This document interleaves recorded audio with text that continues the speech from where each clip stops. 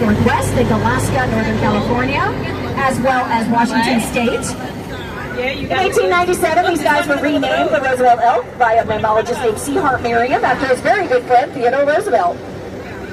Now you see those antlers, only the males have them. They can grow about 4 feet long and have 6 spokes on either side. They fall off in the fall and come back in the spring. Very fast growing, so they're covered with something called velvet.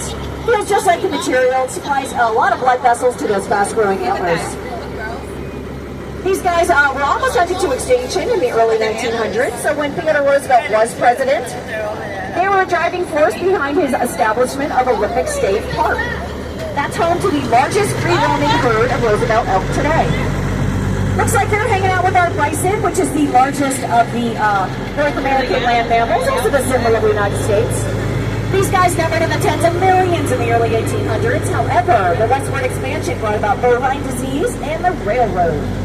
They were in the way of the railroad system being put up, so they were paid hunters to remove them from the landscape. They did so well that they almost were hunted to extinction. Conservation efforts were put in place in the early 1900s. There's now about 30,000 back in the wild. 192,000 on ranches. We do have some babies out there. There's those lovely rust-colored ones. There's more on both sides of the road, so take a look. Now, oh, he's nursing. So cute. So both the males and females have horns. Now that horn is actually a part of their skull. It's bone, covered with a thin layer of keratin, which is the same material as your fingernails and hair. So if that were to break off for whatever reason, it would not grow back. And we do have a few that are all broken.